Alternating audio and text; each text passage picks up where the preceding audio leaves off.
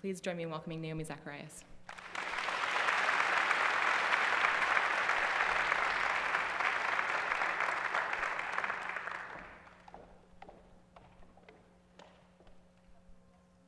Can you hear me? There we go. Okay, it's a privilege to be here today. I was remembering a story last night as I was getting my notes together. I graduated from Wheaton College, and we had this thing called the senior bench, and I don't know if any of you have heard of this, and everybody wanted to have possession of the senior bench. So the story was told that right before I got there, the seniors had possession of it, and the rules were you had to show it at one point during the year in a public place to give other classes the chance to take over possession of the bench.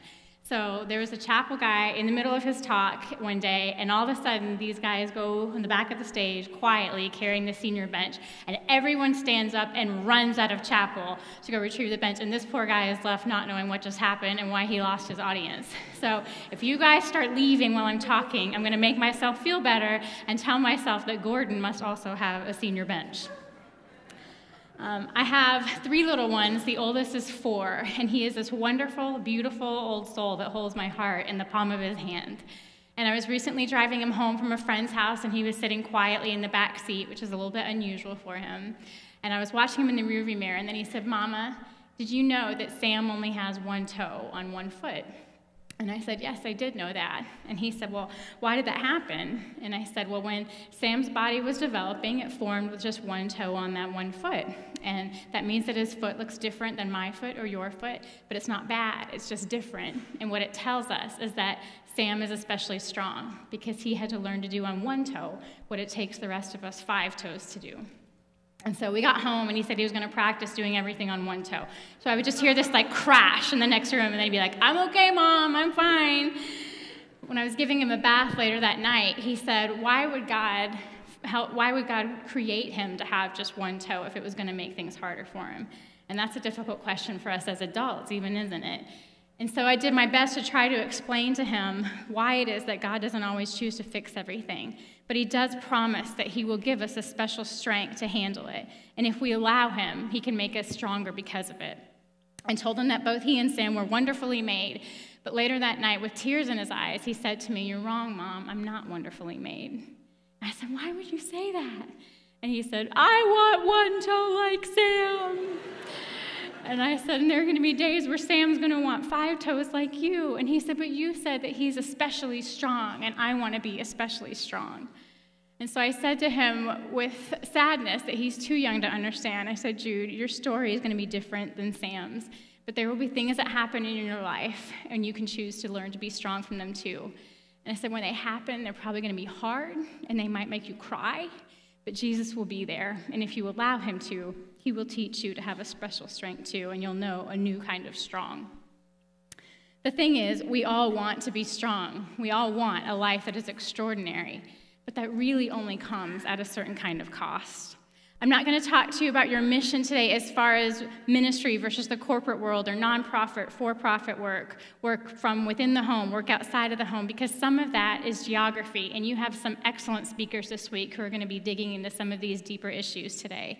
So what I want to talk about today is the shared mission before each one of us, outside of the particularity of the calling that is going to be yours. There is a mission that we all share as believers, and it is to embody, to tell the story, to live out the love of Christ. And how we choose to live out our own story will provide an answer to the question of what we really believe it means to love. First, what does society tell us it means to love? I'm going to dig right in here into some deeper issues that are facing us today. Girls, I remember in college not knowing a single other girl who did not have an eating disorder, and that included me at the time. I don't know what it is like now, but I know the cultural climate and pressure on women has only intensified, and so I would imagine that these issues remain alive and well on the college campus too.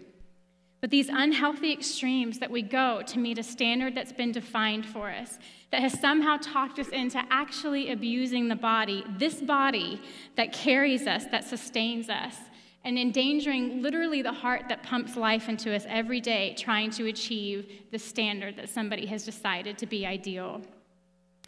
I remember being about 25 pounds less than what I weigh today, and yet it wasn't close to enough in my eyes. I remember the time and the concern that I devoted to the hours of exercise I needed to do, and I just remember being painfully hungry because, a few Wheaties each day just wasn't enough. It affected my mood, it affected my ability to excel. It affected job performance, my scholastic performance, and I'm sure it impacted relationships. We are going to be surrounded by food the rest of our lives, and if we don't get help to change our behavior and to change our perspective, it can plague us throughout this life. It is that entangling. The message from an airbrush world will not care for you. It will not help you find happiness, and it sure won't save you when you need saving. Secondly, I believe one of the most destructive things before us today is in the form of pornography. We tend to consider this a male issue, but the fastest growing market right now is young females. And everybody in this room knows the strength of desire and temptation. It is endangering, it is harming individuals, relationships, families, marriages. So many people today are first dabbling in it long before they have the awareness to know what it really seeks and threatens to abuse. This is not about shame, and I really want you to hear that. This is not about shame. It is about the fact that we were created for so much more than what this can offer us. It is about the fact that you were created to have something that is going to try to steal from you.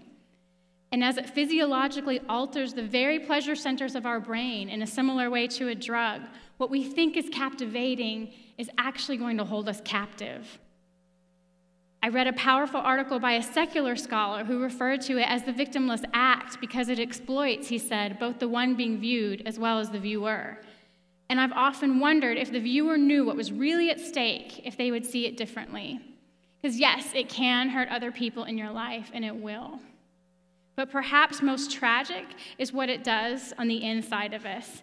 It is the wound that it gives us on the inside, because if we give into allure, if we give into its allure, what it is really exploiting is desire itself.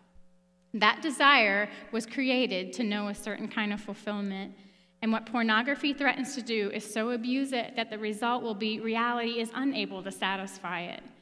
What it's really asking us to do is to trade in our ability to know a certain kind of fulfillment in exchange for a life of want that can never really be satisfied. And if they told us those were the terms, would we sign up for it? What do these messages from society, what do our distorted views of the body and disordered eating in pornography, what do they say about we believe it means to love? When the Bible tells us to love our neighbor as ourselves, that one simple sentence actually calls us to an understanding of two things. For to follow the commandment to love another, we have to first have an understanding of what it means to love and to honor the self. In matters of the will, we should not make the mistake of thinking we can separate what impacts the body, the mind, and the spirit, because they are inextricably linked, and it is one of our gifts of our humanity. When we choose to allow one to be used for something it wasn't intended, it will wound the others as well. I want to quote here from my dad. He tells the story found in Mark chapter 12, verse 13, and it's when the Pharisees bring a question to Jesus, and they're trying to trap him, and they're asking him if it's lawful to pay taxes to Caesar or not. And Jesus says, "Bring me a denarius and let me look at it." And so they bring him one, and he says to them, "Whose likeness and inscription is this?" They say to him, "Caesar's." Jesus says to them, "Render to Caesar the things that are Caesar's, and to God the things that are God's." But my dad says they missed a critical opportunity, for there should have been a follow-up question. They should have asked him, "And what is God's?" To which Jesus may well have replied, "Whose image is on you?" The way we care for this body and this mind and this spirit should affirm what we believe to be true about love, what we believe to be true about his love for us. I would guess every one of us in this room cares about the global problem of human trafficking, and we would all agree that to traffic another person is wrong. And I know these issues seem very removed from each other, and yes, they are distinct, but an uncomfortable reality is that they breathe life into one another, financially for sure, but also in message. And if we want to live a life characterized by consistency, we need to come face to face with these issues in our own life and what it means to love and to exploit even ourselves before we can authentically, before we can comprehensively address them on a global scale, before we can really understand what it means to love our neighbor. If we believe in the intrinsic value of another human being because they are made in the image of God, we must also believe it to be true for ourselves and our mission to embody his love, and our choices can uphold that message. Secondly, what does our worldview tell us it means to love? Through the work at Wellspring, I've had the opportunity to see some of the very dark corners of humanity, whether it's the inside of a brothel in India, where up to 70,000 women work in prostitution, and it's estimated 85% are HIV positive, and almost 100% have been trafficked. Or conversations with men and women who are in prostitution by choice, as we say, but when you hear their story, you wonder really what kind of choice it is at all. Or the devastation after a natural disaster, or inside the tent of a refugee camp, or even sitting with a 19-year-old girl awaiting a kidney transplant. The stories are heart-wrenching. But one lesson that I have come away with is that you do not need to go all the way around the world to find pain. These extreme stories of human tragedy need our attention, and they need our voice and our action. But do not miss or underestimate a calling and the challenge before you to see the opportunity of impacting a life every day, wherever you are. We are surrounded by people who long to be seen, and you might be the only one that does that for them that day. We're surrounded by people who are living with their own personal tragedy and their own questions. How we respond to the global issue, how we respond to the people that cross our path right here today, are both directly impacted by the worldview that we accept to be true.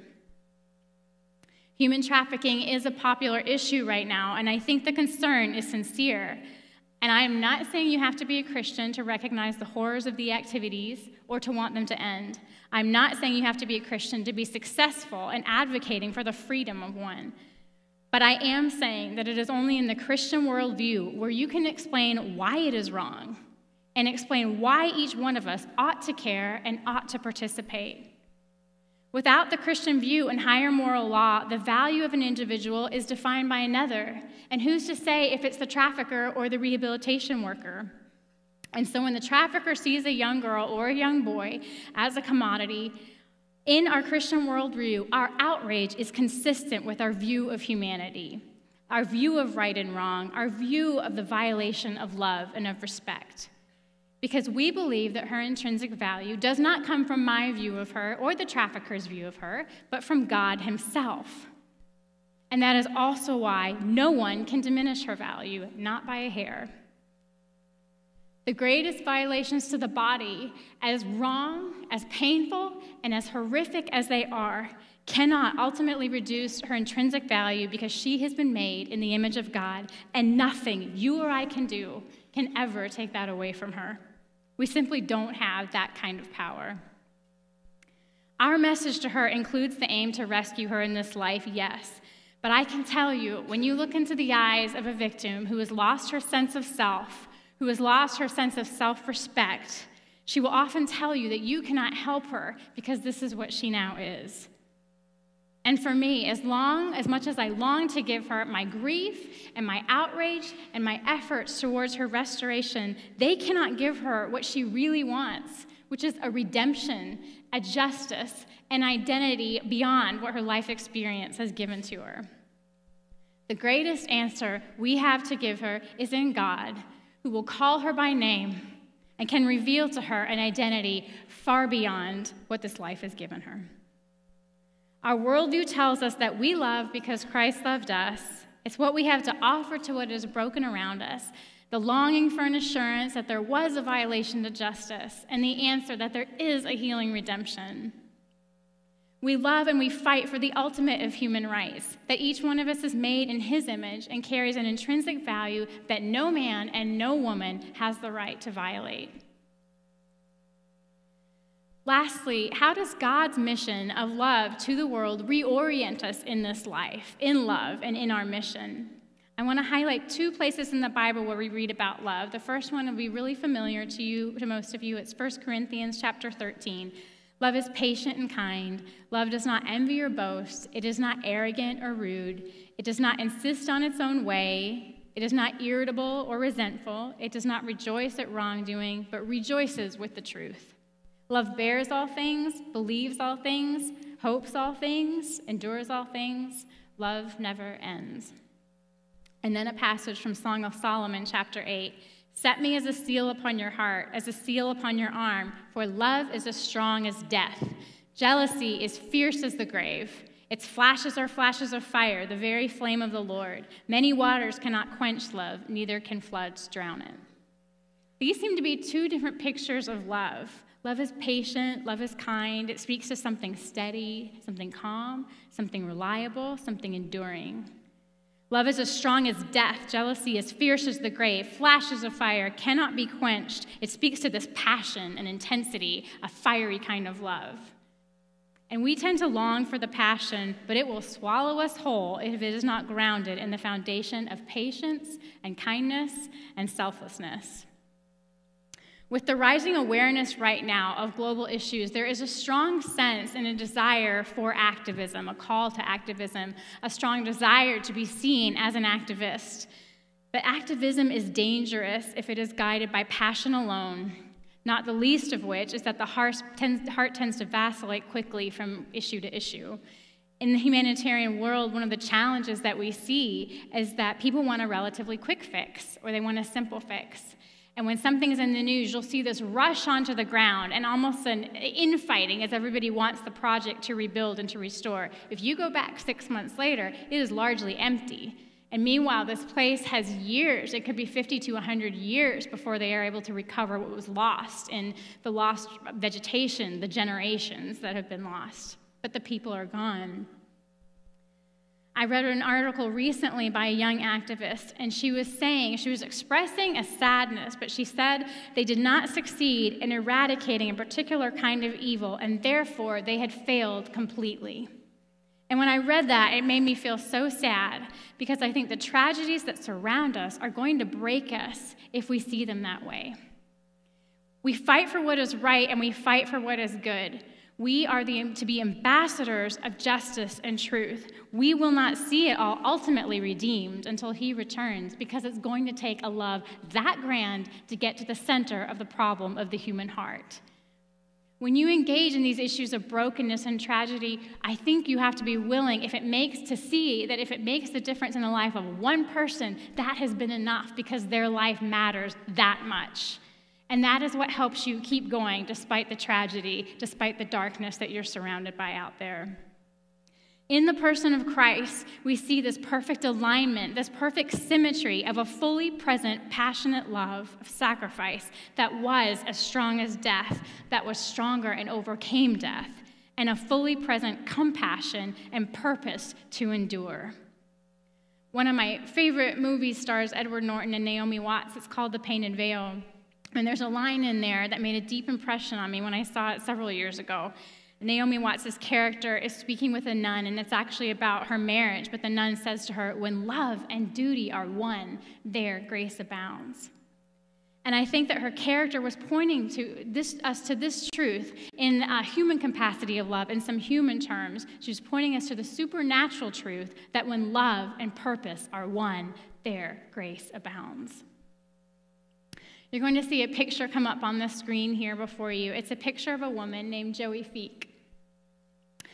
Joey and her husband were candidates or contestants on the show Can You Duet several years ago, and that's when they became well known. She's a country singer. And they placed third on the show, but they recorded several albums afterwards. She is 40 years old. And the little girl in the picture is her daughter, Indiana, who was born 2 years ago. She's a sweet little girl who was born with Down syndrome. 2 months after Indiana was born, Joey was given the news that she had cervical cancer, and she is now in the final stages of her hospice care. In this picture, we see the strength of a mother. We see the trust of a child, her entire body just wrapped around her mother, where she finds the safety there. We see the hints of sickness, the scope of sickness. We see the vulnerability of special needs. We look at this picture and we see so much that the world tells us to fear. I was flipping through a magazine when I saw it, and I could not stop looking at it because I find it so gripping, but not because of what is to be feared, but because of the beauty that it represents, the gentleness, the endurance, the fierceness of love, even in the face of death. To me, it is a human picture of what God says love is. I've been singing a lot of hymns lately as I'm rocking my little ones to sleep, and it might be in part because that's what my mother used to do when we were little, and I'm remembering that. But there is some real depth in the words of these hymns and depth in the stories behind them. And one of these stories you might be familiar with. It was in 1871, and Horatio and Anna Spafford were living in Chicago. He was a lawyer when the Great Fire broke out, leaving 100,000 people homeless in the city. So the Spaffords dedicated the next 2 years of their life to working with the refugees. And after these 2 years, they decided they needed to get away for a little bit and take a family vacation. And so they were going to go to Europe to meet some friends. But on the day they were leaving, Horatio became tied up at work, and they decided that Anna would go ahead with their 4 daughters. But as they traveled to Europe, their steamship actually collided with another, and only 27 people survived, but one of them was Anna. So several days after the accident, Horatio got a telegram back home in Chicago, and it just said, "Saved alone." As he went to bring Anna home, he crossed the waters where his 4 daughters had lost their lives, and he penned the words of a song that became famous. It has stood the test of time, and I think in part because there's something in our humanity that connects to our mutual suffering, even if our stories are different. But it also speaks to a love that can trust, that can endure, and that can bear all things. In the face of tragedy, how can we say it is well with my soul? We can say it because we know that loss, that disappointment, that injustice and tragedy cannot quench love. It will only expose what we believe it to be. We believe love is as strong as death, as fierce as the grave. It rejoices with the truth. It hopes all things. And that is at the heart of our great mission to this world. My son, the same son, Jude, when he was starting preschool, was terrified of staying at school one day. And as I was driving him, I remembered that a few weeks before, he had been playing around the house with my husband, and he asked my husband to go catch the imaginary Captain Hook. And he said, "Here, Daddy, you could take my brave with you." And he put something in my husband's hand. So as I was taking him to school, and he was saying he didn't want to stay, and he was scared to stay, I asked for his hands, and we had read a book about a mama raccoon that gives a baby raccoon a kiss to hold in his hand for the day. So I kissed his one hand, and I folded it closed. And I said, "And now I want to give you something else. I'm going to give you my brave. And you have mama's brave, and you have your brave, and that's a lot of brave." And I folded that hand closed. And I will never forget the sight of my little guy walking into school that day. Still makes me cry. Tears streaming down his face, with his arms outstretched, just fist clenched, holding on to this love that he knew he could trust, and a brave that was bigger than his own. As you carry out your mission, put your hand into the hand of God, for you will carry a love far greater than I can give my son, and that's a lot of love. And a strength far beyond your own to carry his message to the broken world within you and the broken world outside of you, both desperately in need of a love that brings redemption. And as the band's going to come up and lead us in singing right now, I just want to close with this, because as we go through all these twists and turns and hang on to that truth, we can remember that when love and dedication are one, their grace will abound, and we too can say, "It is well with my soul." Thank you.